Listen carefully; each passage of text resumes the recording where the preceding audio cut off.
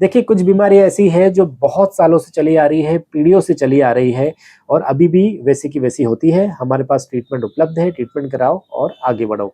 लेकिन कुछ बीमारियाँ ऐसी हो गई हैं जिसे लाइफ़स्टाइल डिसऑर्डर बोलते हैं।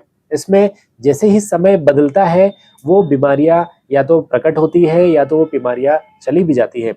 आपको पता है शुगर, बीपी, मोटापा, ओबेसिटी ये इस प्रकार की बीमारियाँ हैं जो पहले की जनरेशन्स में नहीं पाई जाती थी या बहुत कम पाई जाती थी।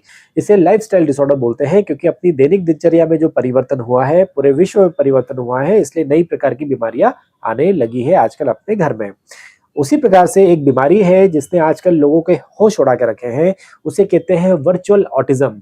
अब ये शब्द कहाँ से आया? ये शब्द आया है ऑटिज़्म नामक बीमारी से। अब जो ऑटिज़्म बीमारी है, ये कोई नई-नवेली बीमारी नहीं है, ये एक न्यूरो डेवलपमेंटल डिसऑर्डर है। मतलब जब बच्चा माँ की कोख में होता है, तभी से कुछ बदलाव होना चालू हो जाते हैं, जिसके ऊपर किसी का भी कंट्रोल नहीं होता और जब बच्चा पैदा होता है, कुछ समय बीतता है उसका और उसके बाद में उसे ऑटिज़्म के लक्षण आने लगते हैं और फिर उसका जो सुनियोजित ट्रीटमेंट है, वो उसे लेना पड़ता है। वर्चुअल ऑटिज़्म जो है, उसको मिमिक करता है, मतलब ये उसकी ही नकल कर रहा है, लेकिन ये ऑटिज़्म नहीं है। वर्चुअल इसलिए कहा जाता है क्योंकि ये ज़्यादा स्क्रीन टाइम मतलब जो अपने मोबाइल के ऊपर स्क्रीन हो गया, कंप्यूटर हो गया, लैपटॉप हो गया, टीवी हो गया, टैबलेट्स हो गए, ये सब स्क्रीन के अंडर आते हैं। जब इसका समय बच्चे के साथ में ज़्यादा बीतता है, 2-4 घंटे प्रति दिवस से ज़्यादा अगर बीतता है, तो बच्चे के दिमाग में कुछ ऐसे बदलाव कर देता है, जो उसके बिहेवियर में रिफ्लेक्ट होता है, मतलब उसके बर्ताव में आपको समझ में आता है। जो क्लासिकल ऑटिज़्म है, उसके लक्षण इस प्रकार से होते हैं कि बच्चा जो है कम्युनिकेट ठीक से नहीं कर पाता। वह उसके कुछ व्यवहार होते हैं जो बिल्कुल रेस्ट्रिक्टेड होते हैं। जैसे कि वो बिना कारण से केवल ऐसा हाथ हिलाता रहेगा, बिना कारण से वो उठता-बैठता रहेगा, उसे किसी स्पेसिफिक चीज़ की ही इच्छा होगी, खाने में केवल एक ही प्रकार की चीज़ खाता है, आप 10 अलग-अलग अच्छे-अच्छे व्यंजन बनाते हैं लेकिन बच्चा नहीं खाता, बच्चा ज़्यादा चिड़चिड़ा हो गया है, आदि इत्यादि इस प्रकार के क्लासिकल ऑटिज़्म के लक्षण होते हैं और इसी प्रकार के लक्षण वर्चुअल ऑटिज़्म में भी बच्चे को देखने मिलते हैं। कैसे डिफरेंशिएट करें अपन कि वर्चुअल है कि क्लासिकल है? देखिए डिफरेंशिएट वैसे तो विशेषज्ञ आपके बच्चे को देख के ही करते हैं, लेकिन अगर आपके बच्चे में कुछ समय तक उसके माइलस्टोन्स नॉर्मली डेवलप हुए, जैसे पहले आई कॉन्टैक्ट वो करता था, मम्मी-पापा या कुछ और 2 शब्द वाले बायसिलेबस वगैरह वो बोलने लग गया था, लेकिन अभी-अभी उसके सारे जो माइलस्टोन्स हैं वो पीछे चले गए हैं, रिग्रेशन के तौर पे आ गए हैं। सो हो सकता है कि उसे क्लासिकल नहीं हो और वर्चुअल ऑटिज़्म हो सकता है और स्पेशली उसके स्क्रीन टाइम की हिस्ट्री भी रही हो। कैसे मैनेज करें अपन ये चीज़? उसके पहले ये समझते हैं कि ये ऐसा क्यों प्रभाव पड़ गया है? दिमाग में क्या बदलाव होते हैं? देखिए, अगर बच्चे को स्क्रीन टाइम से एक्सपोज़र ज़्यादा है, सो स्क्रीन पे जो दिख रहे हैं, अगर वो कार्टून है, ज़्यादा कलर्ड वाले कैरेक्टर्स दिख रहे हैं, उनके जो स्पेशल म्यूज़िक होते हैं, कॉमेडी म्यूज़िक होते हैं, वो ज़्यादा उसमें दिख रहे हैं, सो बच्चे के केवल कुछ सेंसरी जो परसेप्शन है, वही ज़्यादा स्टिमुलेट होता है। एक हो गया ऑडिटरी स्टिमुलाई, एक हो गया विजुअल स्टिमुलाई। जो अपने बाकी दूसरे जो परसेप्शंस होते हैं, स्मेल परसेप्शन अपने टेस्ट के परसेप्शन, स्किन के परसेप्शन, ये सारे परसेप्शन ठीक से स्टिमुलेट नहीं हो पाते और बच्चे का दिमाग केवल एक प्रकार से प्रोसेसिंग ज़्यादा करता है। इसके कारण जो ब्रेन में व्हाइट मैटर होता है, वो कम हो जाता है, उसके सेल्स कम हो जाते हैं, उसका जो थॉट प्रोसेसिंग का, ऑर्गेनाइज़ेशन का जो काम है, वो ठीक से नहीं हो पाता है और बच्चा ऐसा वियर्ड बिहेवियर करने लग जाता है। ये लाइफ़स्टाइल डिसऑर्डर है, ऐसा कहा जा रहा है बिकॉज़ पेरेंट्स के पास बच्चे के साथ बिताने के लिए टाइम की भारी कमी देखी जा रही है। लोग न्यूक्लियर फैमिली में आजकल ज़्यादा उन्हें रहना पड़ रहा है, अपने गाँव या अपना जो रेज़िडेंशियल घर है वो छोड़ के उन्हें बाहर सोसाइटीज़ में रहना पड़ रहा है, सिटीज़ में रहना पड़ रहा है, जैसे बैंगलोर, चेन्नई, नोएडा, दिल्ली इस प्रकार से मुंबई इस प्रकार के शहर हो गए हैं जो अपने घर से दूर है। दैट्स व्हाई उनका जो बच्चे का इंटरेक्शन उनके दादा-दादी, नाना-नानी या अन्य रिलेटिव से काफ़ी सीमित हो गया है। केवल पेरेंट्स ही मोस्टली उनके अपब्रिंगिंग कर पाते हैं या साथ में उनके नैनी रहती है। अब ऐसा बोलना तो नहीं चाहिए, नैनीज़ काफ़ी ज़्यादा हेल्पफुल होते हैं, लेकिन नैनी एक थर्ड पर्सन है जो फैमिली के पर्सन नहीं है, वो पैसे के लिए केवल आपके साथ में काम कर रहे हैं। सो उनकी जो आंतरिक इच्छा होती है, वो बच्चे के साथ में काफ़ी इंटरैक्ट करे, उन्हें स्क्रीन मोबाइल से दूर करे, उनके साथ में खेले, इच्छा उनकी आंतरिक कम होती है। हो सकता है कि आपकी नैनी अच्छी हो, लेकिन फिर भी ये रिस्क फैक्टर देखा गया है। दूसरी बात है, पेरेंट्स के ऊपर मेंटल स्ट्रेस काफ़ी ज़्यादा है। अगर वर्किंग पेरेंट्स है, आईटी सेक्टर में, मेडिकल सेक्टर में या किसी भी सेक्टर में आजकल उनके ऊपर स्ट्रेस ज़्यादा है। इसके कारण जब वो घर पे थके-हार के आते हैं, तो उसके बाद में एनर्जी काफ़ी उनके पास कम बचती है। तीसरी चीज़, क्योंकि न्यूक्लियराइज़ेशन ज़्यादा हो गया है, पेरेंट्स भी जो है अपने मम्मी-पापा के पास है, मतलब बच्चे के दादा-दादी, नाना-नानी के पास में कम टाइम स्पेंड करते हैं। सो जिस प्रकार से वो लोग खिलाते हैं बच्चे को, पेरेंट्स को उनके साथ उतना खेलना नहीं आता। ये चीज़ भी देखी गई है कि बच्चे को एंगेज कैसे करें, उनके साथ में कैसे खेलें, बहुत देर तक बच्चे को एंगेज करके प्रॉपर्ली अच्छा माहौल बना के कैसे खेलें, ये नए नवेले पेरेंट्स को सीखने की ज़रूरत होती है। कई सारे लोग स्ट्रेस के कारण, वर्कलोड के कारण नहीं सीख पाते, इसलिए भी बच्चे के साथ में ज़्यादा देर एंगेजमेंट वो नहीं कर पाते हैं। और उसके अलावा आजकल स्क्रीन्स की भरमार हो गई है, ईज़िली अवेलेबल हो गए हैं। कई सारे ऐसे घर हैं जिसमें केवल छोटे ही नहीं, ब्लैक एंड व्हाइट ही नहीं, बड़े-बड़े कलर्ड 4K इस प्रकार के टीवीज़ उपलब्ध है। उनके पास में टैबलेट्स भी है, मोबाइल्स भी है, घर में लैपटॉप्स वगैरह, कंप्यूटर, ये सब होना नेसेसिटी है आजकल, इसलिए उपलब्धता भी इनकी काफ़ी आसान है। सो जैसे ही पेरेंट्स का ध्यान नहीं है, बच्चे के हाथ में आराम से वो चीज़ आ सकती है। अब अगर आपका बच्चा या जानने वालों का बच्चा ऐसा है जो वर्चुअल ऑटिज्म से शिकार हो रहा है, आपको इस प्रकार से लग रहा है, सो क्या टेक्निक्स आप आजमा सकते हैं? सबसे पहले तो आप ये देखिए, बच्चे को जो मोबाइल की लत है, जिसको स्क्रीन एडिक्शन सिंड्रोम भी बोल सकते हैं, वो एक दिन में नहीं लगती है।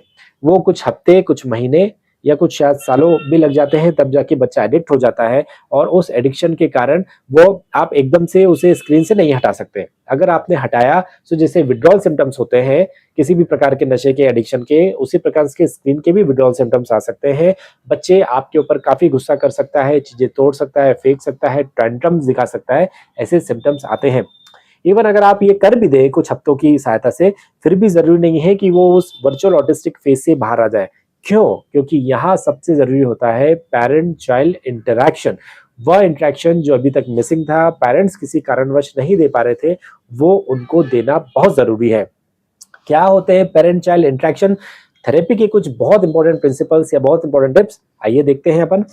सबसे पहले आपको बच्चे के साथ में आई कांटेक्ट मिलाना है और वो आई कांटेक्ट बना के रखना है।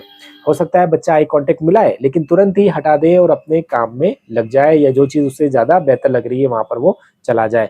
लेकिन आपको आई कांटेक्ट बनाना है। कैसे बनाना है? आपको बच्चे के साथ में उसकी हाइट लेवल पे आना है, उसकी आँखों में देखना है, उससे बातें करना है।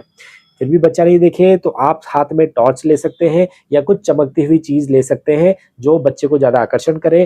कोई लोग बेल भी ले लेते हैं और उसको अपने कान के पास में रख के आपको बजाना है बच्चे की आँख में देख के और उसको धीरे-धीरे अपनी आँखों के सामने लाना है ताकि बच्चा आपकी आँखों में देखना सीखे। उसके अलावा बच्चों को इंटरेक्शन करने के लिए आपको साथ में बिठाना है, बच्चा बैठने लग जाए, फिर आपको ऐसी चीज़ें लेना है जैसे कि छोटी कहानी की बुक्स हो गई, आपको बच्चे के साथ में पढ़ना है। उसके पिक्चर्स आप पहले बच्चों को दिखाइए, जैसे भालू बना हुआ है, शेर बना हुआ है, वो क्या कर रहा है, दहाड़ रहा है, इस प्रकार से पहले दिखाइए। उसके कलर्स बताइए, देखिए शेर के बाल कैसे हैं, जैसे हाथी है ये इसमें नहा रहा है, पानी में वो जंप लगा रहा है, ये चीज़ दिखाइए। फिर वो उसमें अगर कुछ कहानी है तो कहानी का भी आप विवरण बच्चे के साथ दे सकते हैं। कहानी बिल्कुल छोटी होना चाहिए, हो सकता है 2 मिनट, 3 मिनट, 4 मिनट की कहानी हो, लेकिन वो कहानी होना चाहिए ताकि बच्चे को उसमें एंगेजमेंट हो, उसमें इंटरेस्ट बच्चा बता पाए और वो धीरे-धीरे उसमें रस आने लगे, उसके इमोशंस उससे अटैच हो पाए, ये चीज़ आपको करना है। उसके अलावा बच्चों को इंटरेक्शन करने के लिए आपको साथ में बिठाना है, बच्चा बैठने लग जाए, फिर आपको बच्चे से हर चीज़ के बारे में बात करना है। अगर आप बच्चे को कपड़े भी पहना रहे हैं, तो कपड़े में बताएँ, बच्चा आपको ये पहनना है या आपको ये पहनना है, ब्लू शर्ट लेना है, पैंट पहनना है, डायपर पहनना है, इस प्रकार की चीज़ें आप उनसे कम्युनिकेट करें। उन्हें बताएँ ये शर्ट है, पहले आप इसको राइट हैंड में डालिए, चलिए अब आप लेफ्ट हैंड ऊँचा कीजिए, लेफ्ट हैंड में डालिए, चलिए अब बटन कहाँ है, कौन-सी बटन लगाना है, कैसे लगाना है। इस प्रकार की बहुत छोटी चीज़ लेकिन बहुत ज़रूरी चीज़ आपको सब चीज़ बच्चे से कम्युनिकेट करना है। धीरे-धीरे हो सकता है बच्चा भी आपका कम्युनिकेट बैक करने लगेगा या रिस्पॉन्ड करने लगेगा। आपको बच्चे को रिस्पॉन्स टाइम देना है। अगर आप बच्चे से कुछ सवाल पूछें, बच्चा आपको कौन से शूज़ पहनना है, ब्लू वाले या ब्लैक वाले, तो उसको रिस्पॉन्ड करने का कुछ सेकंड्स दीजिए, कुछ समय दीजिए, ताकि बच्चा भी समझे कि हाँ, I am supposed to respond, मतलब मेरे से सवाल पूछा गया है, मुझे इसका जवाब देना है। ये वाली जो हैबिट है बच्चे में धीरे-धीरे कल्टीवेट होगी। बच्चे के साथ में कुछ ऐसी गतिविधि भी कर सकते हैं जो उसको उसके जो स्किल्स होते हैं, मोटर स्किल्स होते हैं, फाइन मोटर या ग्रॉस मोटर स्किल्स, ये डेवलप करने में और मदद करें। फॉर एग्जांपल, बहुत सारे बर्तन रखे हुए हैं, बर्तनों को उठा-उठा के एक जगह से दूसरी जगह पे रखना है। वो बर्तन जो एक तपेले में है, उसमें अलग-अलग प्रकार के बर्तन हैं, थाली है, कटोरी है, मग है, जग है, कई सारी चीज़ें हैं। आप बच्चे को नाम बोल सकते हैं, बेटा थाली उठाओ, इस जगह पे रखना है, ये चीज़ उठाओ, इस जगह पे रखना है। इस प्रकार से आप उनके साथ में चीज़ें एंगेज कर सकते हैं। उसके अलावा आपका बच्चा जब स्क्रीन छोड़ के स्वतः ही किसी काम में एंगेज होने लगे, सो आपको उस बच्चे के पास में जाना है, बैठना है और बच्चे को कॉपी करना है। फॉर एग्जांपल, बच्चा अगर किताब को लेके बैठा है, उसमें फाड़ रहा है, कुछ देख रहा है, तो आपको भी किताब को लेके बैठना है, आपको भी किताबें देखना है और बच्चे को बोलना भी है, "अच्छा, आप पेज पलटा रहे हो? ओके, मेरी बुक आपकी बुक में एलिफेंट दिख रहा है, हमारे बुक में शेर दिख रहा है।" इस प्रकार से आपको इंटरैक्ट करके, बच्चे को एंगेज करके, आप जो बच्चा कर रहा है वही आपको एक्ट करना है, वही आपको मिमिक करना है, उससे भी बच्चे में जो है इमोशंस प्रति डेवलप होते हैं। बच्चे को जितना हो सके आपको स्टिमुलेट करना है, उसके जो दूसरे सेंसेस हैं, ऑडिटरी और विजुअल के अलावा दूसरे सेंसेस जो है उसको स्टिमुलेट करके बच्चे को एंगेज करना है। आपको बच्चे के साथ में घर के बाहर भी एक निर्धारित समय बिताना ही बिताना है। फॉर एग्ज़ाम्पल, शाम को 1 घंटा डेली आपको बच्चे को बाहर लेके जाना है, चाहे वो पार्क हो, चाहे वो मंदिर हो, चाहे किसी और का घर हो या केवल सड़क पे आप उनके साथ वॉकिंग कर रहे हो, इस प्रकार आपको ज़रूर करना है। देखा जाता है, जब बच्चे मंदिर जाते हैं, सो मंदिर में वो दूसरों को ऑब्ज़र्व करते हैं। कुछ वृद्ध लोग वहाँ घंटी बजा रहे हैं, कुछ बैठ के जाप कर रहे हैं, मालाएँ पढ़ रहे हैं, कुछ लोग वहाँ पर फूल माला चढ़ाते हैं, जल चढ़ाते हैं। ये सारी गतिविधि आपको भी करना है, बच्चों को भी करवाना है। ये उनका एक प्ले डेवलप हो जाता है, उनका एक रूटीन भी डेवलप होता है, जिसमें they are supposed to work in the manner which is not been done in the home.